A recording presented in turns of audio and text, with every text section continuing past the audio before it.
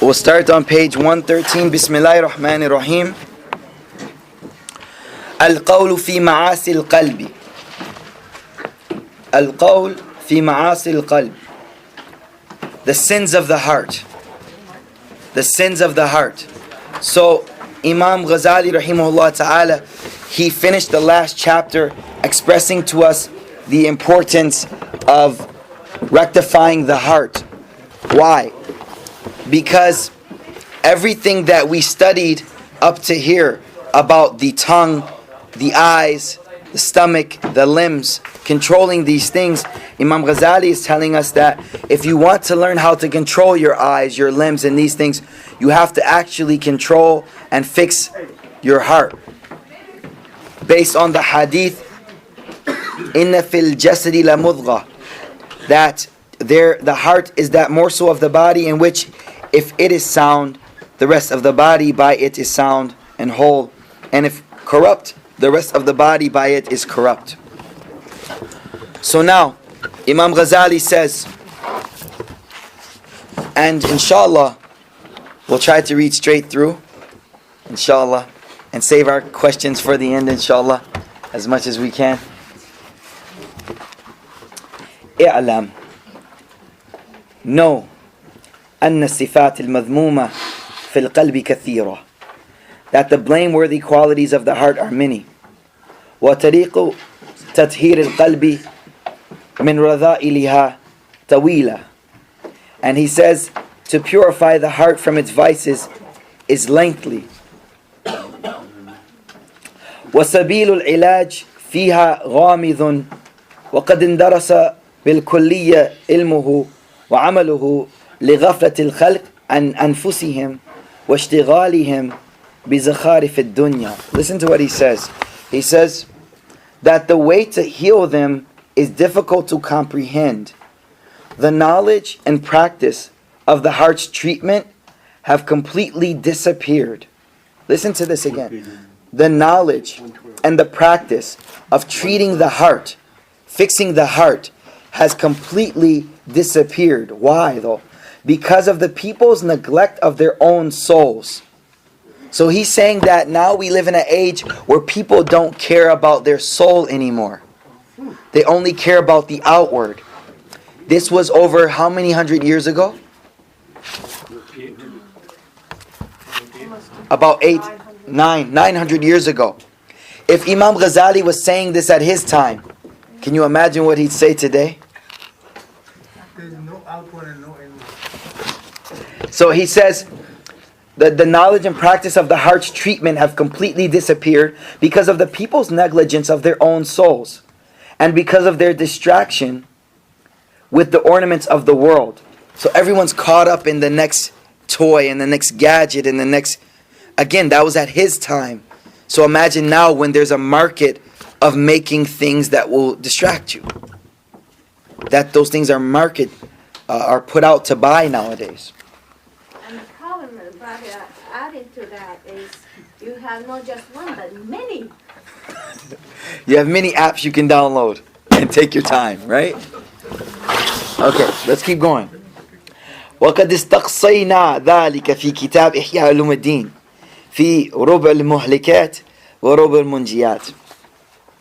He says we have dealt fully with all of this in Revival of the Religious Sciences. The book is called Ihya al-Din. It's a very, very important book to read and study. Specifically in the third quarter on the ways of perdition and the ways to perdition, the way of destroying yourself. And the fourth, the ways to salvation. He says, وَلَكِنَّ نُحَذِّرُكَ الْآنِ ثَلَاثًا من خبائث القلب هي الغالبة على متفقهة العصر. He says, it is sufficient here to warn you of three of the evil dispositions of the heart. So here he's going to talk about 3 sicknesses of the heart, which are the most common amongst contemporary religious jurists. So he's saying the scholars of his time were the ones plagued with this sickness. the pseudo scholars, the people he spoke about in the very beginning of the book, if you remember. He spoke about some scholars. In order that you may be on guard against them. For they are both destructive in themselves and constitute the root of all other evil disposition. They are al-hasad, wal-riya, wal-ujub. Envy, ostentation, and conceit. Hasad, envy, to envy someone else, be jealous. Riya, show off, do things for the pleasure of others. Wal-ujub, conceit, to be pleased with oneself. فاجتهد في تطهير القلب منها قلبك منها. Try your best to purify your heart from them. فإن قدرت عليها. If you conquer these, learn how to guard against the others. If you conquer these, learn how to guard against the others, which are mentioned in Ar-Rubra Muhlikat, the ways to perdition. So he says that in this short book, he's only going to discuss 3 of these. 3 of these. And the other ones, he says, look inside Ihya Ulumuddin. He'll go into more detail about them. But if you are unable to deal with these 3 evil dispositions, فإن عجزت عن هذه فأنت عن غيرها أعجز. See, he tells us, why did he pick these 3? He tells us here, he says, if you are able to deal with these 3 evil dispositions, you will find yourself even less able to deal with the others.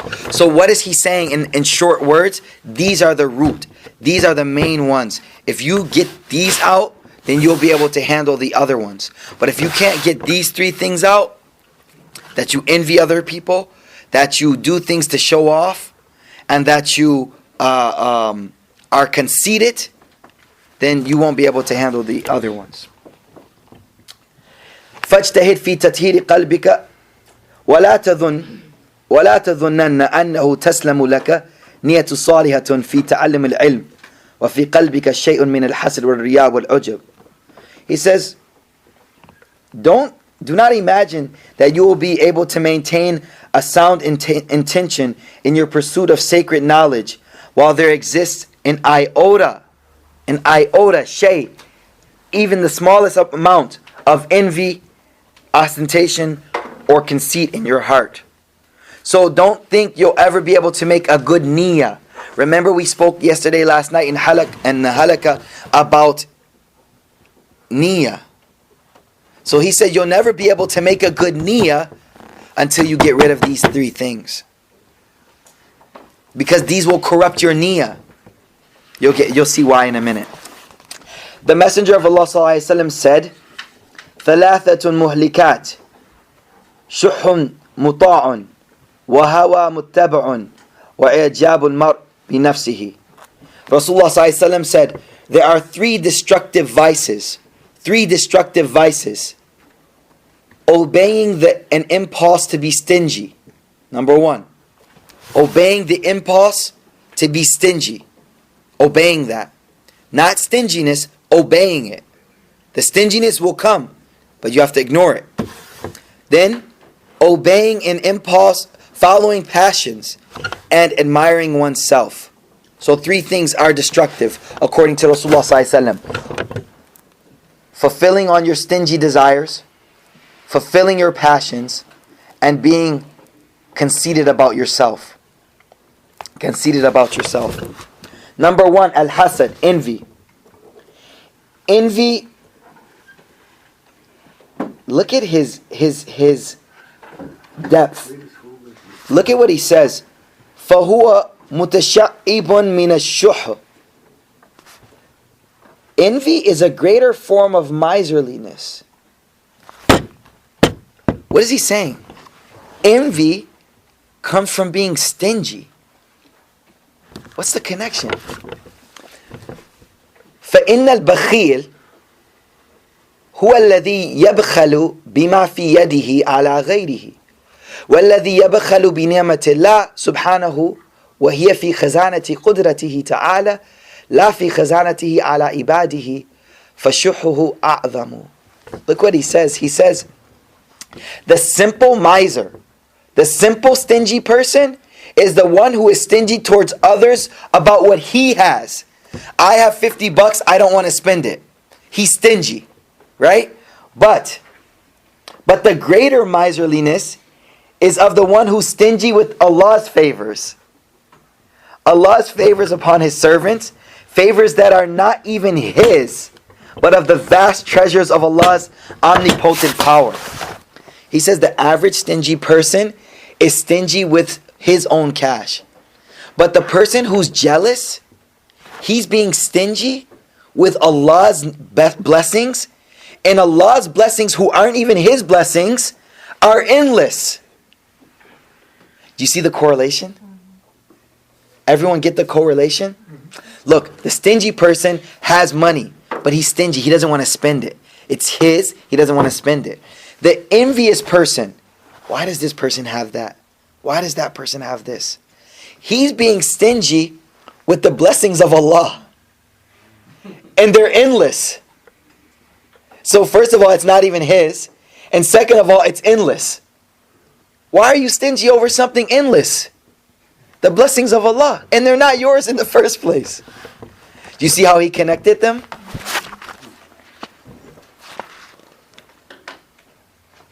وَالْحَسُودِ, the envious person, هُوَ الَّذِي يَشُقُّ عَلَيْهِ, is the one who is pained when Almighty Allah, from the treasures of His omnipotent power, bestows on one of His servants wealth or knowledge or love in the hearts of people, or any kind of good fortune.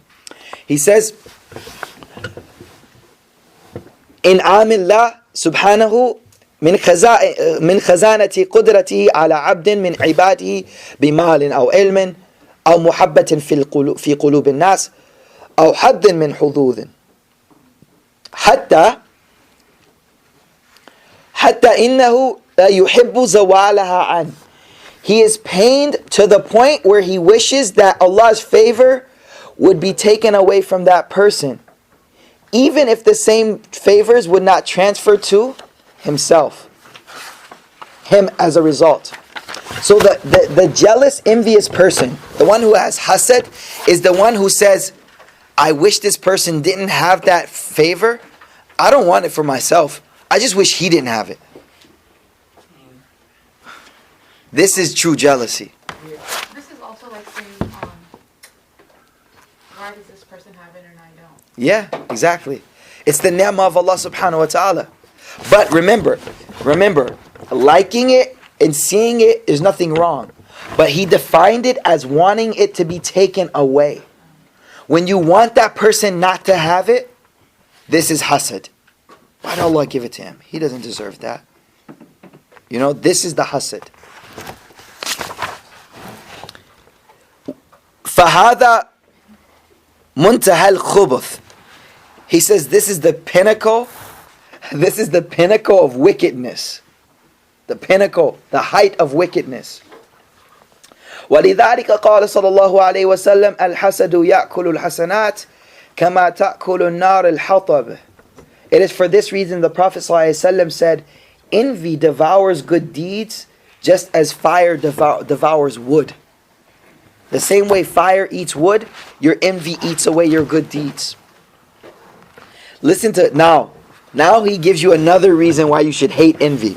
He says, وَالْحَسُودُ هُوَ مُعَذَّبُ الَّذِي لَا يُرْحَمُ وَلَا يَزَالُ فِي عَذَابٍ دَائِمٍ.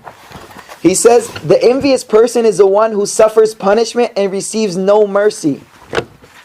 He's in constant punishment. He's in a constant punishment. Why?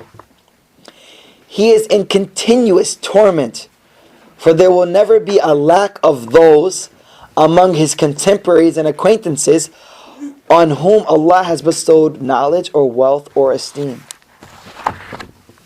You get what he's saying? He's saying this person who has jealousy, he'll always be in adhab, and a punishment from Allah, from himself. Why? there'll always be people around you who have blessings of Allah. So he's always going to just be,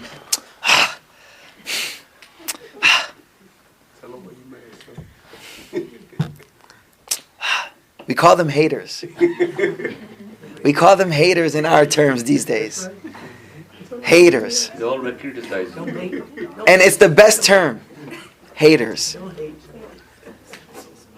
And it's exactly what he's pointing to. That we shouldn't have hate. We shouldn't have that. So look what he says, continuing. Look at the point though. What is he telling you? He's telling you, why should you not have this? What does it do to you? It keeps you in a constant punishment. Because there's always going to be someone that has a bounty of Allah around you. You should be happy when you see the bounty of Allah. Alhamdulillah. Whether you have it, he has it. Alhamdulillah. MashaAllah. But you have to remember that when he says he's a hater is the one who That's falls his in the tabdeel, category right? of conceited. That too. In what sense? Like when people try to reassure themselves by saying haters gonna hate. Considerably, you're just making yourself. That's going into the next. Yeah, you're right. We're gonna get to the conceited part. That's true. So the point is that we should not hate any ni'mah, any blessing we see. Alhamdulillah, it's all from Allah. It's all from Allah. Maybe this person has this ni'mah, but you have this ni'mah. Right? So the same way you're looking and saying, man, look what the grass is always greener on the other side, right? Unless you are your own lawn. Which may be conceitedness, right? Let's keep going. Let's keep going. He says, thus the envious person continuously suffers punishment in this world right up to his death. And the punishment of the world to come is even greater and more severe. بل لا يصل العبد إلى حقيقة الإيمان ما لم يحب لأخيه ولسائر المسلمين ما يحب لنفسه. Now look how it connects to the hadith. You remember Rasulullah ﷺ said, you will never be a true mu'min until you love for yourself what you love for your brother, what you love for yourself. Now you can see where the hasad attacks your iman. Now you can see where jealousy kicks into your iman. How can you want for your brother when you're jealous for him? When you want it to be taken away. So what does it say? In fact, the servant does not arrive at true faith as long as he does not love for his brother and for the rest of the Muslims what he loves for himself. Indeed, he must participate with them in times of ease and in times of difficulty. Muslims are a single building. One part strengthens the other. They are like a single body. If one limb suffers, the rest of the body suffers as well. فإن كنت لا تصادف هذا من قلبك فاشتغالك في طلب المخلص عن الهلاك أهم من اشتغالك بنوادر الفروع وعلم الخصومات. He says, if you do not find that this is the case of your heart, if you do not wish for the good of everyone around you, you know the hadith, and this is a good time to explicate the hadith of ad-dinun nasiha. Everyone heard the hadith ad-dinun nasiha. That deen is being a well-wisher. A well-wisher. That literally means to have nasiha for everyone. To have good husn dhan, to have a good perception and hope from everyone. No, mashallah, he's a good brother. MashaAllah, have a good idea, a good perception of everyone. Nowadays, we right away go to the bad perception, right? But deen and nasiha means that you have a well and good intention for every single person. Every person that we meet. It's very difficult, but if we work on it and start to cultivate it, the first step, brothers and sisters, is recognize when that thing pops in your heart. The moment you feel that hater kicking up, you recognize it. Uh-oh, something's wrong. Something's wrong. I'm seeing a ni'mah of Allah and I'm having anger towards it. Something's wrong. First step is recognizing it. Once you recognize it, then that starts the cure of it. Look what he says now. If you do not find that this is the case of your heart, what is the case? That you love for everyone what you love for yourself. It is more important for you to occupy yourself with seeking deliverance from destruction than with obscure branches of juristic knowledge and case law. He's saying don't study fiqh if you're a hater. In other words, if you have hatred and stuff for everyone else, don't study zakat and all this stuff. First fix what's going to get you to Jannah, and then learn the extra stuff on top of that. Okay? That's why he said a lot of the scholars, remember what he said when he started, brothers and sisters, he said, I want to tell you about some sicknesses the scholars of my time have. This is a sickness the scholars of today have too. They see another scholar and, he's not good. Don't go to him. He's not good. He's not this.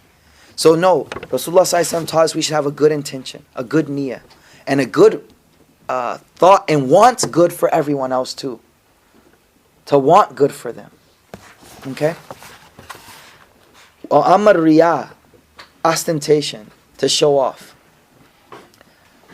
To show off.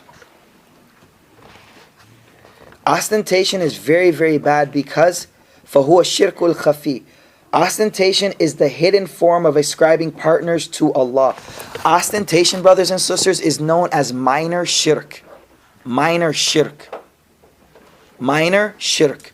Shirk, worshipping other than Allah. It's the minor form of worshipping other than Allah. It is one of the two forms of idolatry. It is one of the two forms. The main is the main shirk, when you worship other than Allah. The other shirk is when you do things for other people. You do things not for Allah, but you do it because people are watching you. Like, there's a story about the two men came before Allah, and one was a sinner his whole life, and one lived his life doing what he thought was right. Yeah. And the sinner received paradise. And he questioned, he said, well, how? If he received paradise, how can this sinner receive paradise? He said, because he lived in constant fear of the punishment of Allah. Yeah. And the man said, well, I memorized Quran. And he said, well, who did you memorize Quran Yeah, okay, you're referring to the hadith. The first three people to be thrown into the fire of hell will be the scholar, the qari of Quran, and the the scholar, the fighter, and the generous man. And all of them, why will they be thrown into hell? Not because of the action, but who they did the action for. Okay? I want to touch a very important point. Let's finish what Imam Ghazali is saying. Look what he says. He says, وَذَلِكَ طَلَبُكَ الْمَنْزِلَةَ فِي قُلُوبِ النَّاسِ. He says, it is to seek a place in the hearts of people by way you may attain fame and veneration. You're trying to get a place in the heart of people, that they look up to you, that they admire you. That's what is causing it. He's telling you that's the cause. You want to be accepted by people. You want them to accept you, to raise you up on a pedestal, to look up to you. That's why some of the scholars of some of the West African countries, the great awliya of Allah, you may have heard this before, they would sit down just in the street and they'd put a bottle next to them. A bottle of alcohol. They'd just sit it there and just sit there and do their dhikr or whatever. Why? So people don't think they are so wise. So when people see them, what would they think? Look at this drunkard. It's not recommended to do this. But what I'm showing you is that the complete opposite. Where will we go? What will we do? Huh? It's just an example though. Their point was so people don't look up to them. You get it? But again, it's not permissible. We're supposed to stay away from yeah. But the point is an example. It's an example for you. So look what he says. I'm sorry. He says, One question on that. something like that, aren't you committing a sin Yeah, of that- putting temptation in front of somebody No, to no. commit a sin? Because you're tempting them to judge you wrongly. Yeah, that You could be set up a debated. false impression there. That could be debated, yeah. You're supposed to make good excuses for a person. You could say maybe he picked it off the street and it was in the way, and then he put it. Everyone should make intention. Everything everyone's saying right now is true. And I shouldn't have said the example if it led to this much controversy. But the point is that they wanted to stay away from being looked good at. That's the point. And to rid themselves of that desire. And to rid themselves of the desire to be looked at good. All the other things are true. Very true. You're right. And that's why I said it's not permissible from the jump. But they were ashamed. They were at their level. We won't judge them. We won't judge them. Why they did that. Okay? Allah will judge them. But it's not our job to. But I wanted to give you an example so you understand the level of people that people went to not to be looked good at. And take that out of their heart. So now let's keep going. He says, love of fame comes from the ruinous pursuit of one's inclinations. I want to read the Arabic for that. He says, حب الجاه من الهوى المتبع المهلك وفيه هلك أكثر الناس. He says, love of fame comes from the ruinous pursuit of one's inclination. Okay, what is he saying here? He's saying that this love of fame is something that is embedded inside of you. Everyone has this love of fame. They want to be known. They want their name everywhere. They want their name everywhere. They want a statue or a plaque. Put my name somewhere. Just that gives people so much. Name this building after me. I'll donate the whole thing, just name it after me. Why? So my name is remembered, right? So he said this is something built inside, but it's destructive. It's destructive. And he says, it is this that destroys most people. What? Hubbud jah, love of fame. For nothing destroys people except people that... No, look what it says.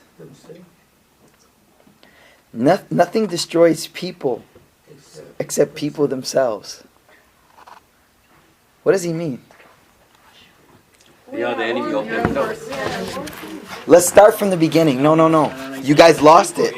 You guys lost it. He's talking about showing off. And all of a sudden he switched to love of fame.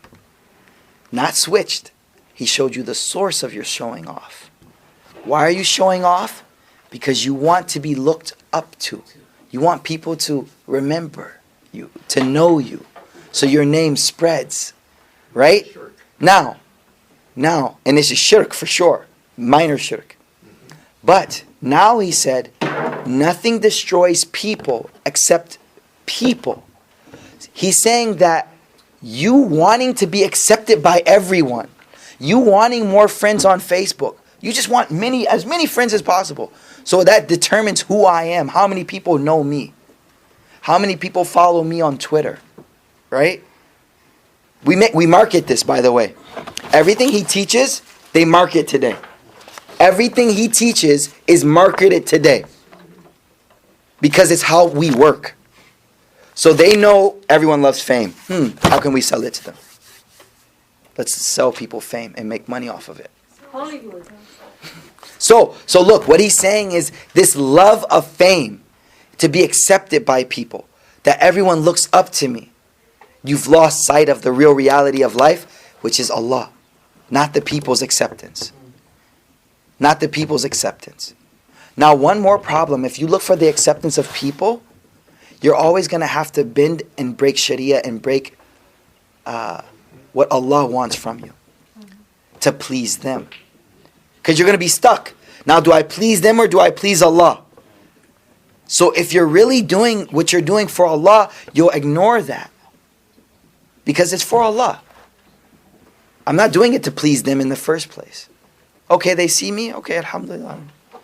But if you're doing it for them, now you're going to have to bend and cut corners to please the people. It's okay to an extent when we're pleasing the Muslimin. But what about when we're trying to please the non-Muslims? Now what do we sacrifice? Now what do we bend? Everything. All your paradigms and principles are gone. You have none. You are what the people are. So look what he says. I'm sorry, continuing. He says, if the majority, look at this.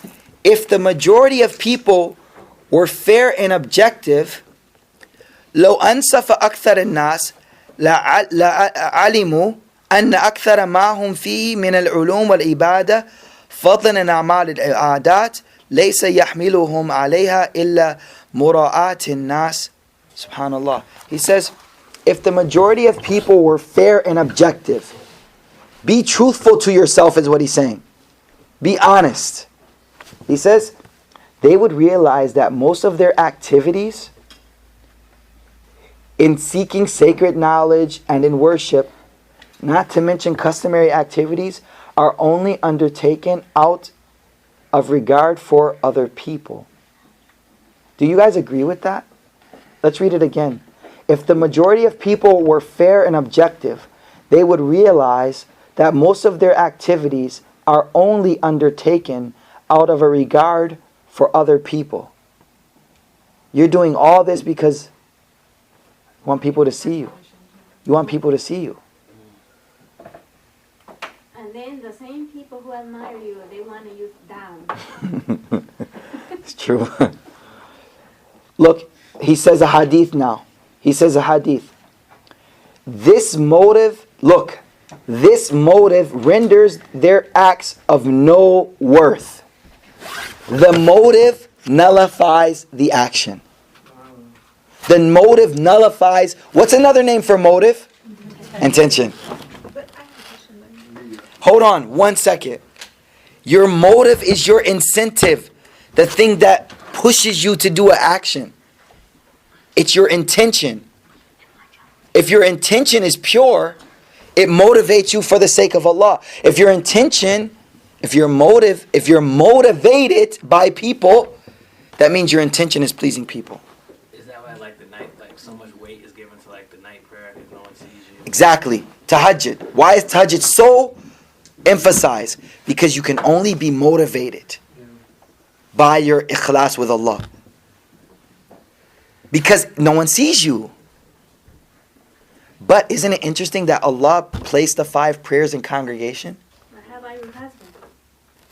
Well, he might be a hard sleeper. We can hide ibadah from them too. They should keep something hidden, you know? Charity and not tell anyone. Yeah. So we should have such worship no one sees. No one sees. I'll tell you, this week there's a brother, he was leaving the masjid. There was only a few of us in the masjid. And I was staying here. You could cut this out too. And when I looked, you know our sadaqah box is very loud. The whole masjid knows when you're giving sadaqah. Like, ching ching. MashaAllah, you know. So as he's leaving, I happened to walk this way. I was getting a Quran. And when I looked, I saw him sliding it open. There's only 3 of us in the masjid. He slid it open. Quiet. Closed. Not a sound. You know how hard it is to do that with that thing? When you leave, check our box. It makes a big noise. But what did he do? Simple brother.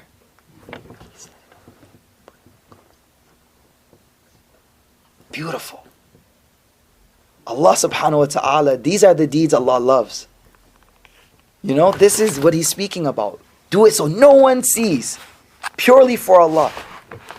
Purely for Allah. Look at this hadith. He says, before that, the motive renders the act of no worth. Remember, motive. Motive means intention. Motive means intention. Okay? Thus do we find in the narration, on the day of, this is the hadith the brother was just telling us.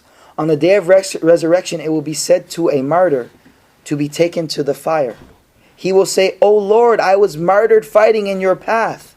Allah will proclaim, "You wanted it to be said that you were brave, and it was said, and that is your reward. You got your reward. The same will happen with a scholar, the pilgrim, the warrior, the reciter of Quran, who showed off in their deeds. Another thing, what I want to highlight here is these sicknesses they stem from another source, which is two things in Islam, raja and khawf, hope and fear. Whenever we disobey Allah, it's either because we have hope in other than Allah, or we have fear in other than Allah. Only two things. Can you give an example of the hope? You missed Juma for a meeting. You miss Juma for a meeting. You take off.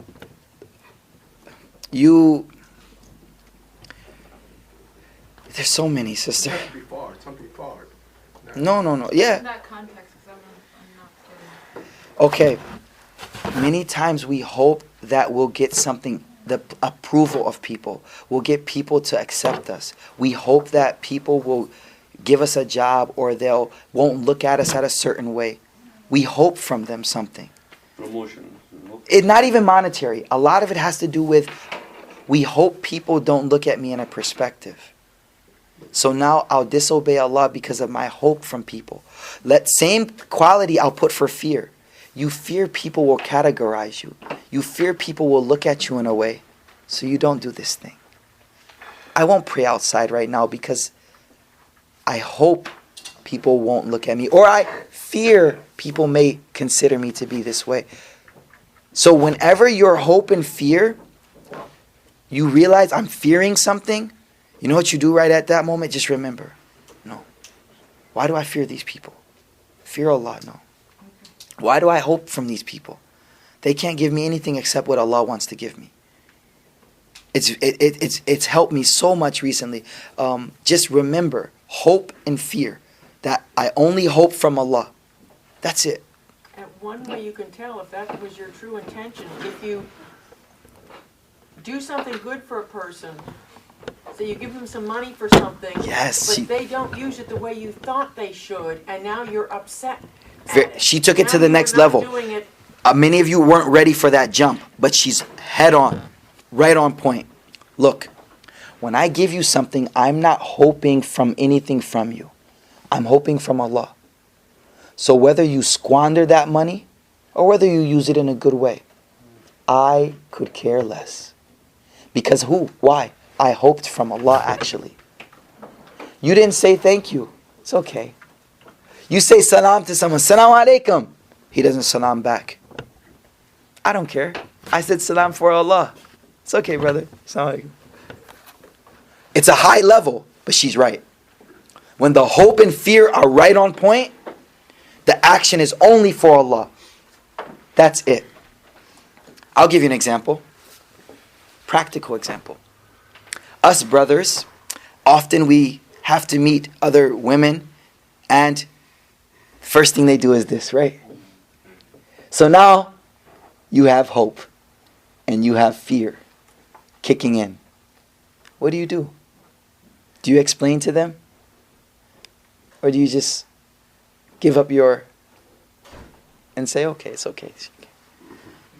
I'm hoping from her, or I'm fearing her. What am I fearing? She'll hit me? No. She'll look at me backward or something. Or do you understand? Mm-hmm. So that's an example. But you're hoping in other people.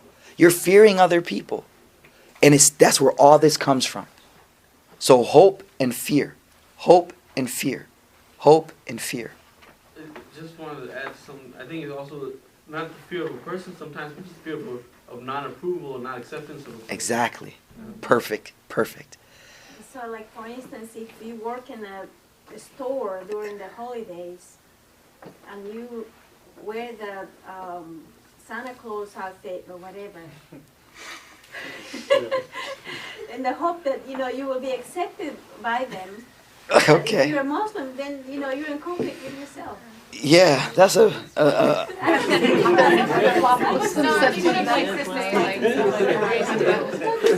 you know what? There's some wisdom in that example. There's a lot of wisdom in that example. Many of us. They put lights on in their, like, in their stores. Oh, okay. Like the Santa hat to wear. Okay. I get what she's saying. I get what she's saying. Brothers, I'll tell you right now. We have, a lot of our brothers have given this up. They hope from everyone else. We hope from the politician. We fear from the politician. We hope from them. We hope from them. We hope from them. So, but this is where it really should be. We hope from Allah, brother. And I won't compromise what Allah told me to do. Everything else we can work with. Okay, no problem. But what Allah told me, I hope from Allah. Time's up. What's the second term again? Hope and fear. Fear is the Arabic word for fear. Khawf. Khawf. It's a kha, wow, fa. Okay, we'll stop here because the next one is long. But I think we got something beneficial from this class. Inshallah, may Allah give us tawfiq to act upon it.